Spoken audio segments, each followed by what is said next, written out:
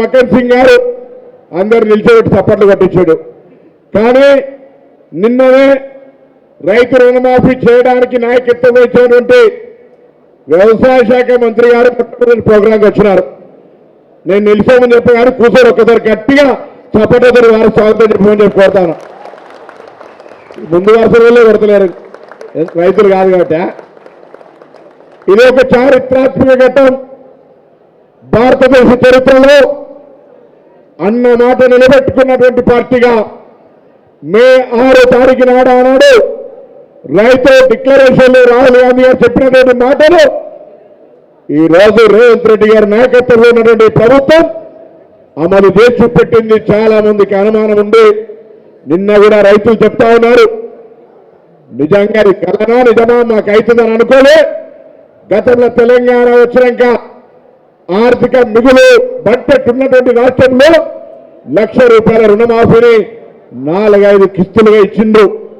కానీ ఇవాళ ₹1,00,000 లోపు నెలకు ఒకటేసారి, దాని తర్వాత ₹1,50,000, దాని తర్వాత ₹2,00,000 ఉన్న వాళ్ళందరికీ కూడా ఆగస్టులోగా ముఖ్యమంత్రి గారు చెప్పిన మాట ప్రకారంగా రుణమాఫీ జరుగుతూ ఉందనే మాట ఈ సందర్భంగా మనం చేస్తున్నాం. ఈ రోజు వచ్చిన కార్యక్రమం గౌరవ పెద్దలు తుమ్మల నాగేశ్వరరావు గారి నాయకత్వంలో వారికి స్వయంగా 100 ఎకరాలకు సంబంధించినటువంటి ఆయిల్ ఫామ్ రైతు రాంగ శ్రీధర్ బాబు గారిని అడుగుతూ ఉంటుంటే, ఆయిల్ ఫామ్ సంబంధించి ఏ విధంగా రైతుగా మీ అనుభవం ఏంటంటే వారు చెప్తా ఉన్నారు, ఎకరానికి ఎటువంటి బ్యాడ్ సిచ్యువేషన్ లో కూడా ₹1,00,000 తగ్గకుండా ఖర్చులన్నీ పోతే వచ్చే ఆదాయం ఉంటుంది. కోతుల పెడతలేదు, ఇతరత్ర అంతర్ పంటలు వేసుకునే విధంగా ఉన్నటువంటి ఈ ఆయిల్ ఫామ్ కు సంబంధించి ఇక్కడనే తిరుమల ఫ్యాక్టరీ తరఫున అంతర్ పంటలు సన్ఫ్లవర్ తో సహా ఇతర వస్తువులను కూడా ఎంఎస్పీ కొంటామని చెప్తా ఉన్నారు. కాబట్టి దయచేసి రైతులారా, వ్యవసాయం వరి వేయొద్దని వారు అంటలేం, వరి పని చేయమని అంటలేం. కానీ ఈ రాష్ట్రంలో, దేశంలో, ప్రపంచంలో 2,103 మెట్రిక్ టన్నుల ఒక ఆయిల్ వాడకం జరుగుతూ ఉంటుంటే మనమంతా కూడా బయట దేశాల నుంచి ఆయిల్ను దిగుమతి చేసుకుంటా ఉన్నాం.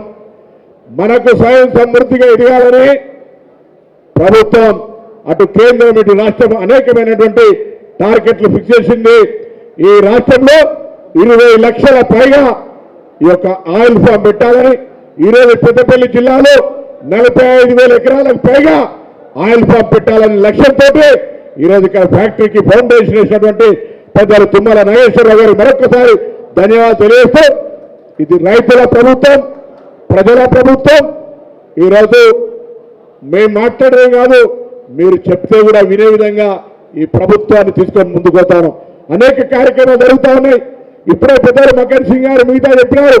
నాకు తెలుసు, గ్రామీణ ప్రాంతాల్లో ఈరోజు బస్సుల సంఖ్య ఎక్కడికి వెళ్ళినా 30 ఏళ్ల కింద బస్సులు ఎమ్మెల్యేకి బస్సులు వస్తే ఏ విధంగా గౌరవం పెరిగిందో, ఇవాళ కూడా ప్రజలు మళ్ళీ మా ఊరికి బస్సు కావాలని అడుగుతా ఉన్నారు. దానికి అనుగుణంగా రేవంత్ రెడ్డి గారి నాయకత్వంలో తప్పకుండా త్వరలోనే ఇప్పటికే ఒక 3,000 చిల్లర నియామకాలకు ఆర్టీసీ నోటిఫికేషన్ వేసింది. దాదాపు 1,500 పైన బస్సులు కొనుగోలు చేసే విధంగా చర్యలు తీసుకుంటూ ఉంది. త్వరలో ప్రతి నియోజకవర్గానికి, ప్రతి జిల్లాకు ఈ రాష్ట్రంలో 100 డిపోలు ఉన్నాయి. అన్ని డిపోలకు అవసరరీత్యా బస్సులు తెచ్చే విధంగా కార్యాచరణ ఉంటుందనే మాట మనం చేస్తూ, ఇవాళ రైతులకు సంబంధించినటువంటి అంశం, రైతులందరూ చల్లగా ఉంటే, రైతులు కష్టపడితే, అన్నదాత శ్రమపడి రాష్ట్రాన్ని పురోగతి తీసుకపోతే వాళ్ళు చేసిన అప్పులన్నీ కూడా బయటికి కొట్టేయగలిగేటువంటి ఆర్థిక పరిపుష్టి కలగజేయటువంటి శక్తి ఒక రైతుల దగ్గర ఉంది.